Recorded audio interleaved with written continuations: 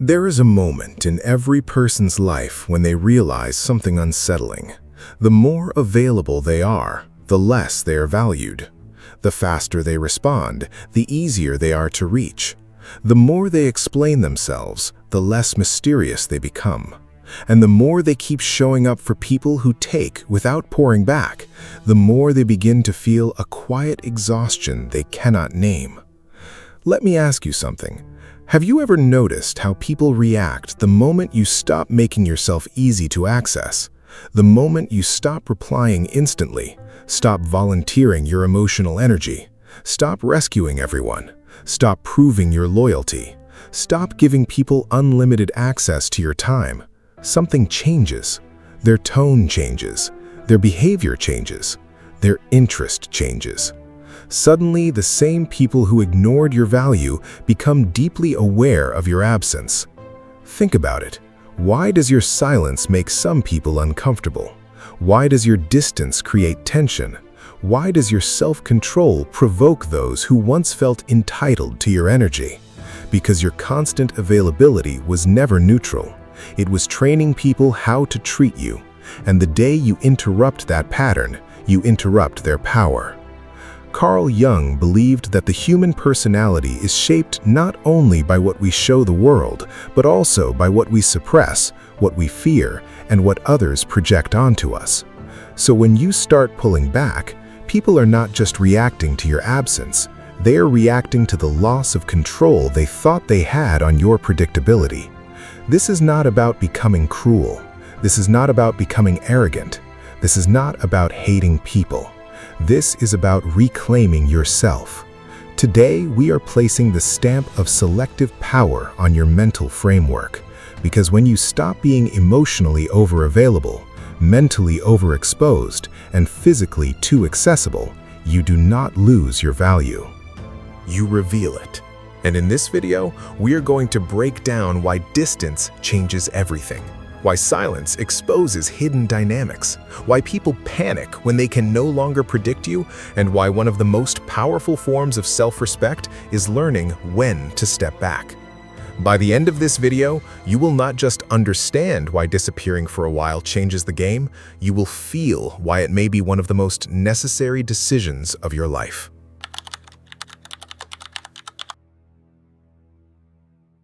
From a young age, many people are taught that goodness looks like constant access. Be kind, be reachable, be helpful, be understanding, be patient, be the one who answers, be the one who forgives, be the one who stays, be the one who absorbs pressure without complaint. At first, that sounds noble, but taken too far, it becomes a trap. Because there is a difference between being a good person and being an endlessly accessible person. A good person has values. An endlessly accessible person has no protected boundaries, and the world notices that difference very quickly. When people learn that you are always available, they stop approaching you with reverence and start approaching you with expectation. Your kindness becomes assumed. Your patience becomes exploited. Your reliability becomes consumed. Your presence becomes background noise. Machiavelli once said, "The lion cannot protect himself from traps, and the fox cannot defend himself from wolves." In other words, strength without awareness is incomplete. If you are only generous but not discerning, only present but not protective, only helpful but not selective, life will teach you a painful lesson. People often respect what they can lose more than what they can always have. That is why being too available quietly destroys your presence. You become easy to delay, easy to ignore, easy to return to only when convenient, easy to use as emotional furniture. And perhaps the most dangerous part is this. You may not even recognize it while it is happening. Because over-availability disguises itself as love. It disguises itself as loyalty. It disguises itself as maturity. It disguises itself as being the bigger person. But if your role in every relationship is to absorb pressure, understand everybody, excuse bad behavior, and continuously offer access to yourself without reciprocity, then what you are calling love may actually be self-abandonment. Carl Jung spoke deeply about the persona, the social mask we wear in order to be accepted. And many people build a persona around being the dependable one, the calm one, the always there one, the one who never says no, the one who can be counted on endlessly. But let me ask you something. What if the version of you that everyone praises is the version of you that is disappearing? What if the approval you're receiving is not for your truth, but for your usefulness? What if some people do not love your spirit, only your availability? That question changes everything. Because once you see it, you cannot unsee it. You begin to notice who only contacts you when they need relief. You begin to notice who takes your attention for granted.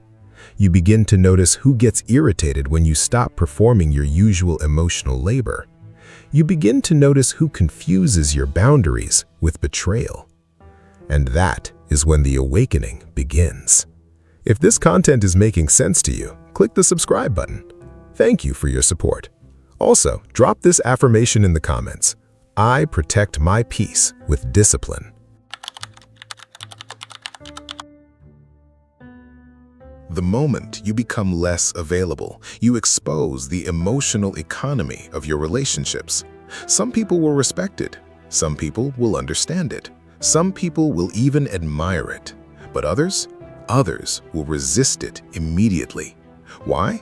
Because your constant access served a function in their lives. It comforted them. It validated them. It entertained them. It regulated them. It gave them a place to unload their confusion without ever asking whether you had the capacity to carry it. Your availability became a system, and when you withdraw, their system malfunctions. This is why distance reveals truth faster than conversations sometimes can. You do not always need a dramatic confrontation to discover how someone really sees you. Often, all you need to do is stop overextending. Stop initiating, stop rescuing, stop chasing, stop filling the silence, stop making excuses for their inconsistency. Then watch. Watch who becomes curious, watch who becomes angry, watch who becomes manipulative, watch who becomes respectful, watch who disappears. Nietzsche wrote, "No price is too high to pay for the privilege of owning yourself." But ownership of self demands that you tolerate the discomfort that comes when people can no longer access you in the same careless way.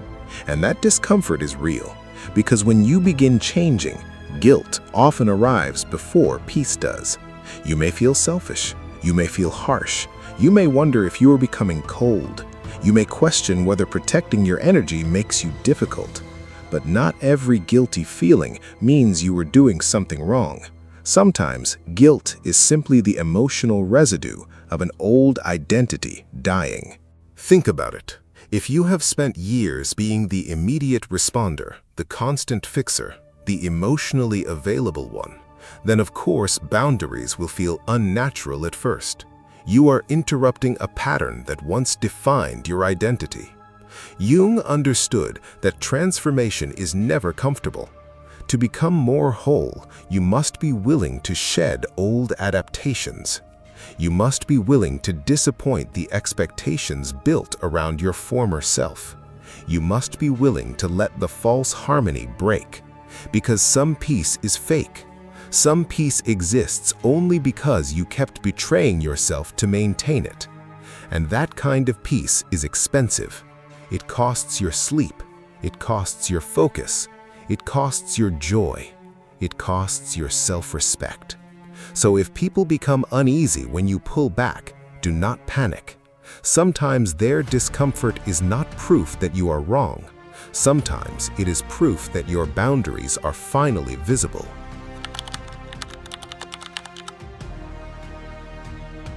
There is a kind of power that does not announce itself. It does not shout. It does not chase. It does not argue. It simply becomes harder to access. And suddenly the entire dynamic shifts. Why?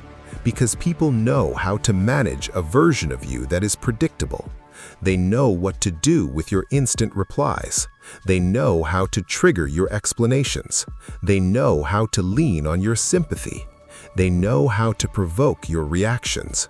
But when you become more deliberate, when you pause before responding, when you stop explaining yourself unnecessarily, when you choose not to react on command, you become psychologically difficult to control. That is not manipulation. That is maturity. Carl Jung understood that much of life is governed by unconscious patterns. People interact not only with who you are, but with who they expect you to be. And when your behavior no longer follows the script they assign to you, their unconscious assumptions get disrupted. This is where silence becomes powerful. Not silence as avoidance, silence as command, silence as observation, silence as the refusal to let every invitation become access. The modern world celebrates reaction, immediate opinions, immediate replies, immediate outrage, immediate availability. But the disciplined mind understands something deeper. Reaction is often surrender disguised as expression. The person who can delay response keeps their center. The person who can sit with discomfort without exploding grows stronger. The person who can let a text wait, let a provocation die, let a misunderstanding breathe, has already won battles that others lose every day. Carl Jung once wrote, "Who looks outside dreams, who looks inside awakes." And one reason distance is so transformative is that it forces you inward. It brings you face to face with your motives. Why do you rush to reply? Why do you panic when people go silent? Why do you over-explain? Why do you feel responsible for how everyone experiences you? These questions matter because your greatest vulnerability may not be other people. It may be the unresolved part of you that still feels safer being needed than being free. Let me ask you something. Would you rather be constantly included and quietly disrespected, or temporarily misunderstood and deeply self-aligned? That is not just a question about relationships. That is a question about identity. There is also a practical reason unpredictability shifts power. Human beings become careless around what they think they understand. The moment people believe they have fully mapped your behavior, they stop handling you with intention. They assume your forgiveness. They assume your patience. They assume your return. But once your rhythms change, they can no longer rely on old scripts. And that uncertainty forces awareness. Suddenly, your time matters. Suddenly, your silence has weight. Suddenly, your absence becomes information.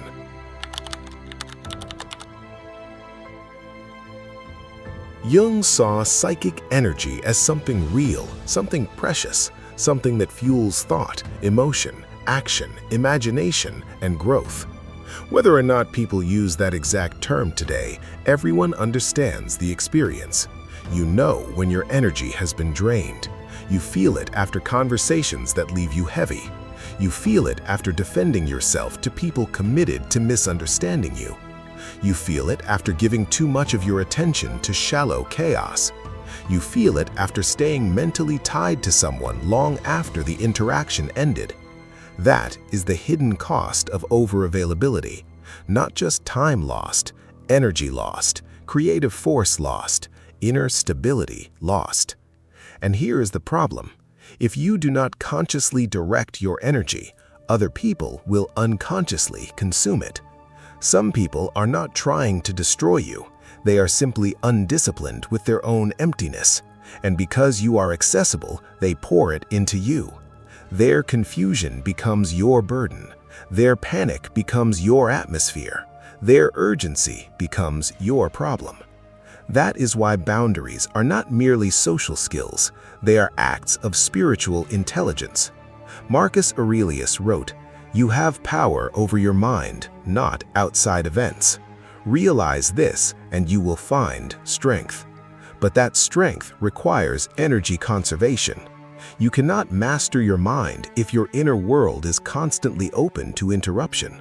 So what does real energy protection look like?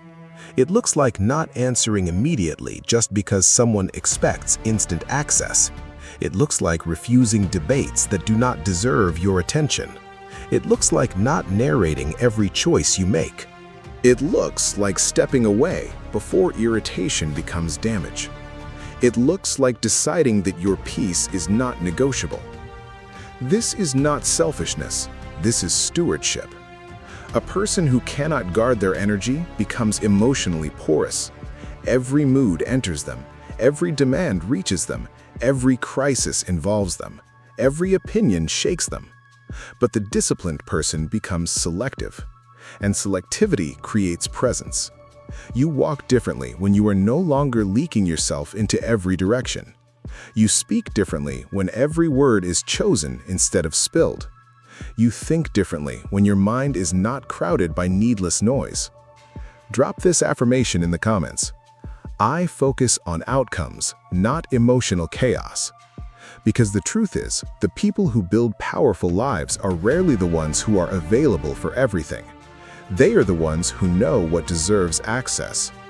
They know that every yes costs something. Every conversation shapes mental climate. Every emotional entanglement leaves residue. Every tolerated disrespect teaches the nervous system what to normalize. Once you understand that, protecting your energy stops feeling dramatic. It starts feeling necessary. The moment you stop feeding old dynamics, people start using familiar language. You've changed. You're distant now. You think you're better than everyone. You don't care like you used to. Listen carefully. Sometimes those statements are observations, but often they are protests. They are not mourning the loss of connection. They are mourning the loss of easy access. This is one of the hardest parts of personal transformation.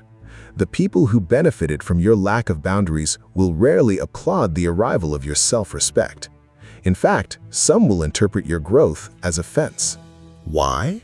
Because your old version was convenient. Your new version requires consideration. And many people prefer convenience over depth. Jung's work on shadow psychology helps explain this. When you stop playing the role someone unconsciously assigned to you, you trigger what they have avoided seeing in themselves. Your self-control reminds them of their impulsiveness. Your boundaries confront their entitlement. Your silence reflects their inner noise. Your withdrawal exposes their dependence. And not everyone can handle that mirror. So they label you, they criticize you, they misread you, they create stories about you. But think about it. When a person loses unrestricted access to you, what do their reactions reveal? Do they become respectful or do they become hostile? Do they communicate clearly or do they use guilt? Do they honor your limits or do they test them? That reaction tells you almost everything. Carl Jung warned that until the unconscious becomes conscious, it will direct your life and you will call it fate. In practical terms, if you do not understand why you fear being misunderstood, you will keep abandoning yourself in order to stay liked. But being liked is not the highest goal. Being aligned is. You are not here to be emotionally available to every demand. You are here to build a life that has structure, meaning, depth, discipline, and peace. And yes, that may cost you some relationships, but some relationships are only maintained by your self-betrayal. And what kind of victory is that? Carl Jung also understood that every identity transition includes social friction. When you mature, old environments start reading your evolution through the lens of their convenience. So do not use their confusion as proof that you should shrink back down. Growth often sounds offensive to people who only knew how to relate to your lower boundaries. There are seasons in life when expansion is not the assignment. Distance is. Reflection is. Silence is. Reconstruction is. Some people call this isolation and fear it immediately. But not all solitude is loneliness. Sometimes solitude is surgery. Sometimes silence is training. Sometimes stepping back is how you hear yourself again. Let me ask you something.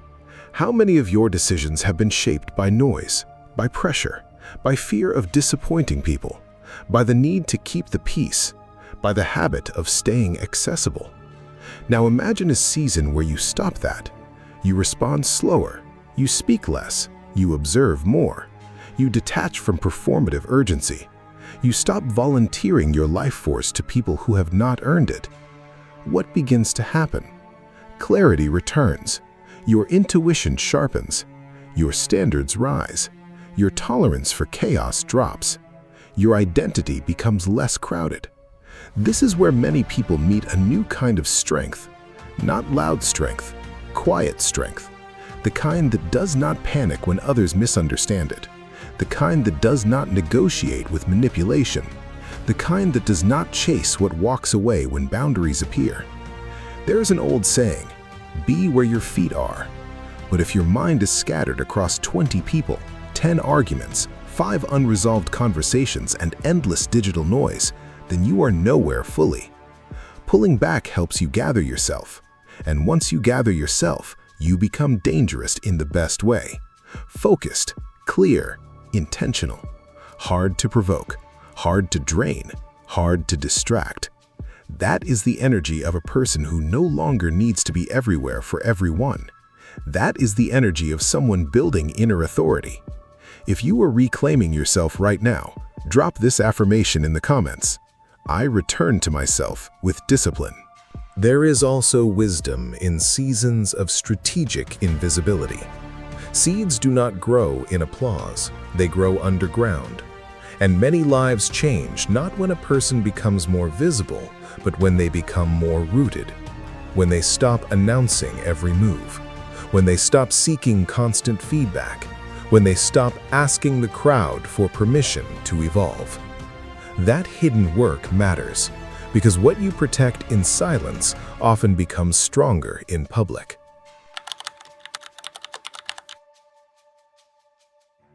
At first, pulling back feels like loss. Loss of connection, loss of rhythm, loss of familiarity, loss of the version of you that everyone recognized. But after the discomfort, another experience begins to emerge: relief.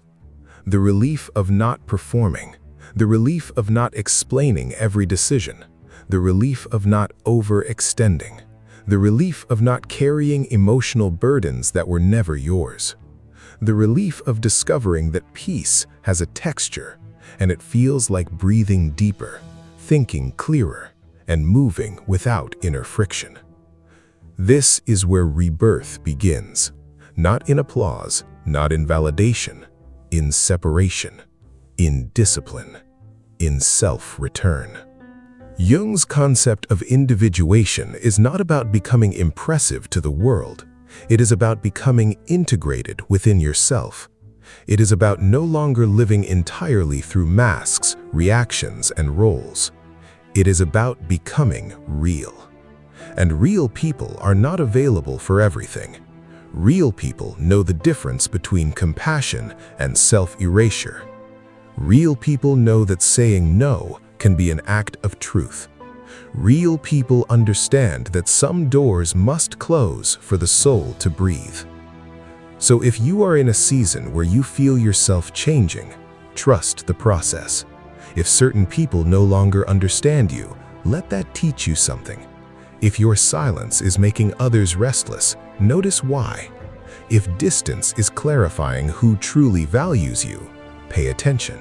Because what you are building is not coldness, it is self-possession.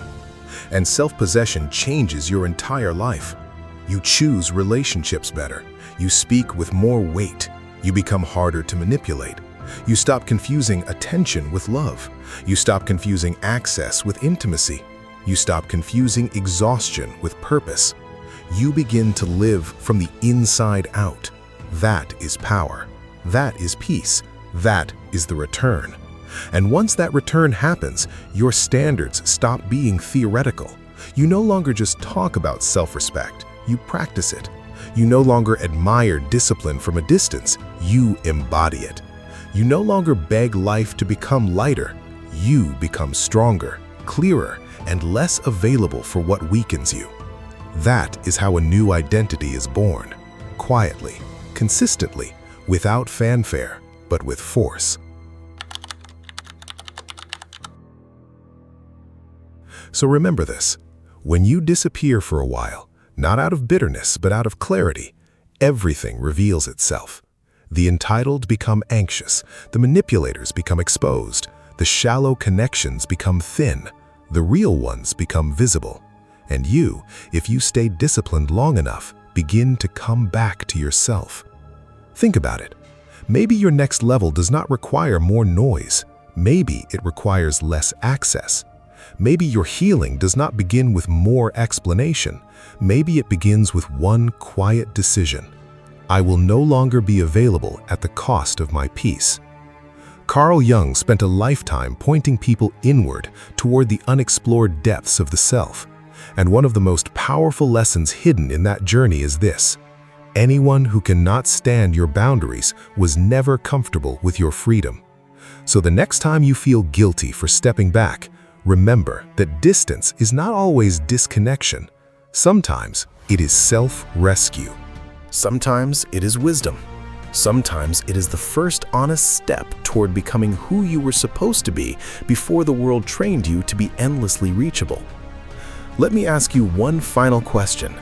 When you stop being available for chaos, guilt, and emotional overconsumption, what kind of person do you become? Write this in the comments. I choose peace over access. And before you go, tell me this. Which stamp are you adding to your mindset today?